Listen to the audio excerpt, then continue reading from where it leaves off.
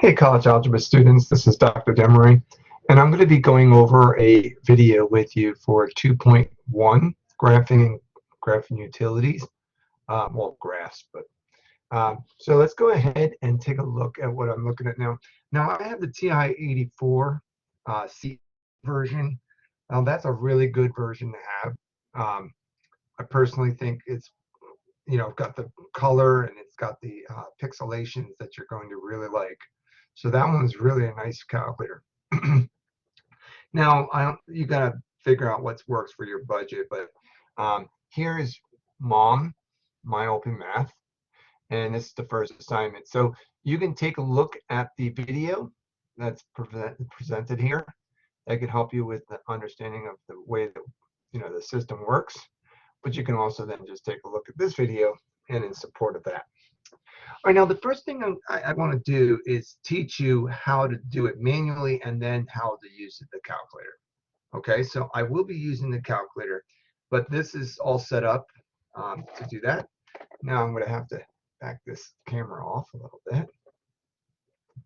Okay, and now let's go ahead and go over some of this. Now the way this works is, since you have an equation, the equation is identified as y equals, all right, let me make sure. Okay, so y equals x squared minus 2. It gives you input values of -3. So that's what that means right here. All right, and then now it wants to produce an output.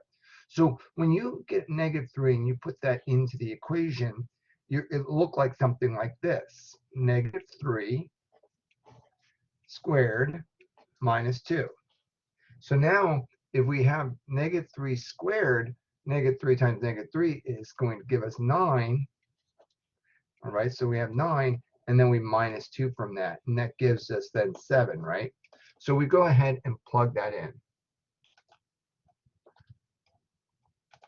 And likewise, we do the same thing for each of these. So we put in -2 squared minus 2.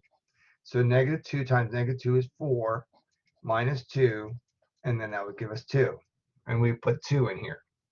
Now, since I am the teacher or the instructor over this material, I could just hit these and I can see the answers. So I'm not going to continue to put these answers in. I don't need to do that. But I wanted to share that with you. Now, you put in -1. -1 squared is 1. 1 minus 2 is -1. And then 0. 0 squared is 0. Minus 2 is -2. And so on and so forth. You can put this information in and we can see this happens. Okay, so I'm not going to continue to express that. Now the thing is that we have to go ahead and grab this. All right, now because we look at this, we can see that -3, 7 is a coordinate point. So we look for where we have -3, 7, and we can see that it's not anywhere on this graph, but it is in fact on this graph where we see -3, 7. Now taking a look at this, -3, 7 isn't on here, nor is it -3, 7 on this graph. So that by default means that this has to be the graph. But we can also indicate that by just continuing to plot points. -2, 2. All right, so -2, 2, that matches up with what's here. All right, and then -1, -1, that's here. 0, -2 is here, and we can continue to see that these are all the points. Now, I want to show you how to put that onto your graphing calculator. Okay, now if I don't zoom in on this, it's going to be really hard for you to see what I'm entering on this. So I'm going to go ahead and push it in, and then I'm going to go ahead and show you the screen. All right, and now you can see it. That means you can't see what I'm pushing. So I'm going to explain what I'm pushing and perhaps maybe move the graphs, the graphic calculator a little bit while I'm doing this, okay? So now what we want to do is we want to try to get this equation into the graphing calculator. And the way to do that is by hitting y equals. So let's go ahead and pretend that this was turned off. I would hit the on button, turning it on, and I would hit y equals. Now y equals allows us to get and put in different types of equations. Now, the variable x right here is how you get variable x up here, obviously. All right. And then if we square something, we can click on this button right here to square something. That button, it means x to the second power. And you can see that on our graph here now. Okay. Now, what we want to do is -2 from it and then hit enter. Now, once we've done that, then we entered the equation in, we can work with the equation. So what does that mean? So if we hit second graph, we can see table values put inside of the graphing calculator. Now, you can see that I'm incrementing by halves here. Well, what about if you don't want to increment by halves? That's a little bit excessive. You know, now, hey, by the way, key, I'm teaching you how to use this calculator. This right here, if you hit window, right, this tells us a little information about the parameters of what the window looks like. But if we hit second window, this will tell us that the table value is set at 0.5. Well, we want that table to be 1, all right? And then we can go ahead and hit second table or second graph is going to give us table, right? Because second gives us whatever in the blue on the top. And now you can see that I'm not incrementing no longer by halves. So there's a lot of different things you could do with just by changing the table set. See that right there, the table set? That'll allow us to make some changes to the way we want to see our graphs and the outputs. So anyway, hitting graph allow us, now you can see by looking at this right here, all right, that this aligns to this pretty solid now. Look at this, 2, or I mean, -3.7, and then -2.2, -1, -1, and you can see that aligns over here pretty quickly. Okay. Now, when we go ahead and hit the graph button, that also allows us to see what the graph will look like, all right, based off of the graphing calculator. And this is authorized to you. You're allowed to use that, okay? And you can see what it looks like and pick the right one for this. Now, I also want to go ahead and share with you Desmos. So if you hit Desmos, all right, it's a graphing calculator. It's online, all right? And it's only for if you're desperate for a graphing calculator for right now, okay? Desmos is where you can also enter in these things where I'm just plugging it in. By the way, the upside down or shift 6 allows you to go ahead and control exponential power. Once you're up there, you got to bounce back down and hit -2. Now look at that. The graph is available to us as well. Okay. Now the thing is that, and this is what I want you to know, is that you can't see the table values like you can in a graphing calculator. So there are disadvantages to using Desmos, but you can definitely see the graph. All right. So that's at least a plus. All right. So just wanted to point that out to you, that Desmos is an online calculator that can work, and you just need to know how to plug it into the graphing calculator or the Desmos. So we have that. Now, I'm not going to continue to, teach every single one of these questions. However, I will go over a few more just to show you differences in the use of the calculator. Okay, so now let's go back to y equals, and we want to clear that. So we have the second question, right? Now, what I want you to be recognizing is when the exponential power is only to the first power versus when it's only, or well, when it's to the second power. See, a second power, you might have remembered, is a quadratic, and a quadratic is a U-shaped like looking parabola. All right, they call it a parabola. So that's going to have that kind of a shape. When it is a single power, it's a linear function, and linear means a straight line. So if I go ahead and enter this in, I'm expecting to get a negative, or excuse me, a line, like similar to what's happening here. But because it's negative, we know it should be going down. So it should be looking like a graph like this. See, when you have knowledge of expectation for the graph, you can basically answer this without much of a struggle, because if you go to the graphs, all right, you know it's going to be one of these two because it's negative. And if you know that the y-intercept, this guy right here, is where you cross over the y-axis, then I automatically know that the answer is this one. And without even second doubt in my mind, it's that one. Because I know it's going down because it's negative, and I know it's linear because it's to the first power, and I know it should be crossing over the y-axis at +2. Now, if I'm not confident with myself, I can put it into the graphing calculator. Now, how you put it in the graphing calculator is a matter of pushing negative sign, which, by the way, get used to this. The negative sign is here. This is the minus sign. This is subtraction. This is controlling integer value, okay, whether or not you're positive or negative. So get used to that, okay? So you can see that my sign is negative. Now I have -3x, put in my variable, all right? And then I have +2. And then I could, again, to get the values that I'm going to put in here, all right, I can hit second graph, get those values, really simple, just copy them down from over here, really easy, okay? And then, of course, to go ahead and to graph it, I would go ahead and see that the exact same one that I've mentioned is in fact the answer. It's this one, okay? So this doesn't hold us irresponsible for making sure we put in this, all right? But you can see that I was able to use the graphing calculator to do that, all right? Now, while Desmos does not give us those outputs very easily, all right, we have the graphing calculator that can by hitting second graph, and it gives us our values. Really nice on the graphing calculator. All right, so I'm teaching you how to use the graphing calculator a little bit. Now, there's other features like here, hitting zoom allows you to zoom out.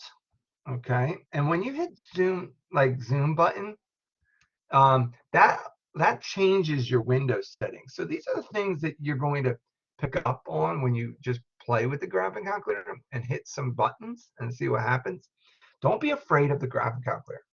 All right, it won't hurt you. If you do end up screwing up your calculator, I'm going to teach you how to clear that. If you screw up your calculator, all you have to do is hit second plus sign. And when you do that, second plus sign, that gets you to what's called the memory. And if you screwed it up somehow, you messed up your calculator, you can go ahead and hit 7 and reset the calculator. And you can hit default or all RAM. I just go ahead and put all RAM. So I hit enter and then reset. Once you do, you've cleared all your RAM. You have reset all factory settings into the latest version of the calculator. Okay, so that's a really powerful thing. All right, so really good way of getting a simple way of getting back. Okay. All right, now I just wanted to point out some things for you because now if you want to control the brightness of your screen, you can hit second down. That'll bring down the contrast a little bit. You can see that by looking up on the top. Second is blue, and you can see a light bulb up there. All right, and down puts it down, and up puts it up. I mean, that makes sense. All right, now I think I've covered a lot of this now. I mean, this is 2-1, or 2-1 is a really easy lesson because you have the use of the calculator. All right, now again, for when you have situations like this, you're gonna go ahead and hit y equals, hit -2, and then hit enter. And then second graph, you're gonna go ahead and get the table values. You put those all in. All right, you get all those in, and then you hit graph, and you get what it looks like as well. Now, what you pick up on is that these are all horizontal lines when it's y equals. So y equals some number is going to give you a horizontal line at that number. So the answer is going to be this one. All right. Now it's negative, so it's going to have to be that one. But you can see that based off looking at the graph from your graphing calculator as well. Okay. So pretty powerful stuff. All right. Absolute value, that's a good question right there. Absolute value. How you get absolute value is, since I already have the -2 in there, I'm going to leave it. But you hit math, num, and then ABS is right there. Okay. So num, so it's, again, it's math. Math is found right there. So you hit math. Up here, you see where it says math, num, complex, probability, and fractions. You hit over, and then you hit enter. And that gives you the absolute value. And then you hit your X, and you hit enter. And now that looks like what we have here. Now, absolute values, all right, if we hit the graph, they look like V-shaped, like looking figures. Now, if it's negative, as this one is, then it will go down. If it's positive, it will go up. All right? And you can tell that by just simply removing the negative sign. Clear the negative sign. Delete that. And now hit graph again. Look at boom. And now it's up. All right? But this one was negative. So that's why I had to put it in there. So some things about, if you want to insert things, look at this. Second, delete. See above that? It says INS. What do you mean? What do you think that means? Insert. So look at this. Second, delete gives me, now makes two blink. So I'm going to hit the negative sign. And then it would allow me to put a lot of things in if so desired, but I'm not. I don't feel like that because I don't need anything else. So I go ahead and have that, and I hit again graph. And I can see that I've now created what I had before.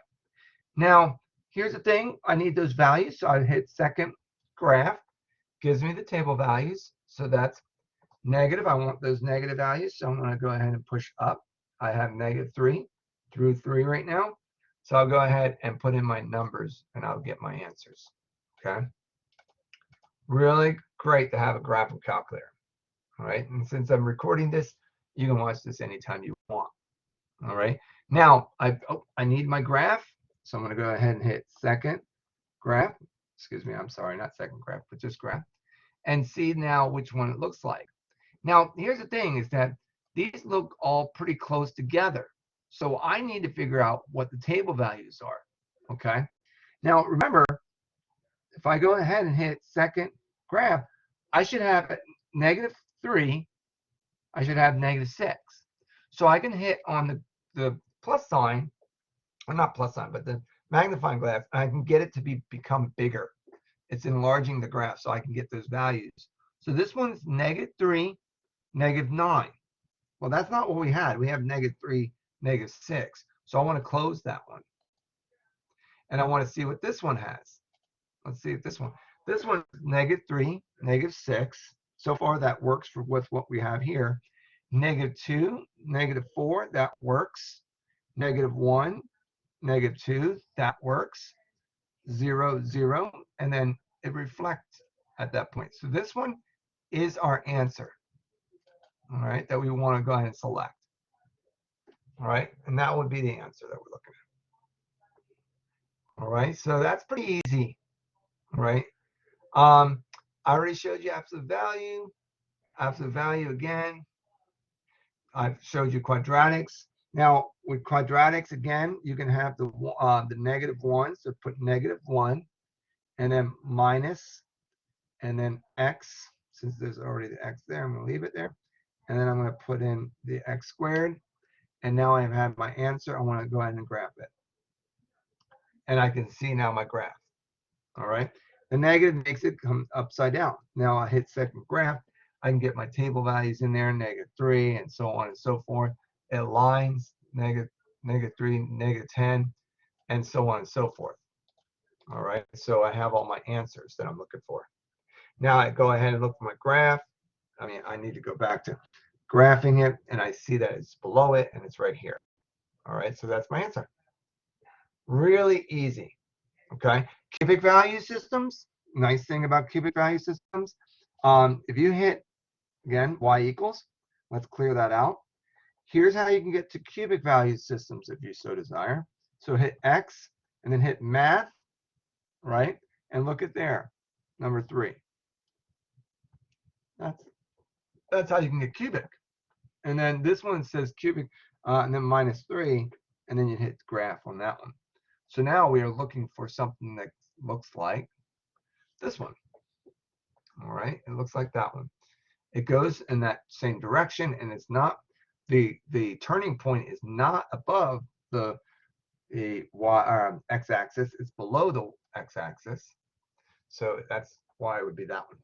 Now, again, please bear with me that this is as best I can do with the technology, unless I was using Desmos. I mean, it might look a little blurry to you. You'll have that for yourself when you punch it in your graphical calculator. Okay.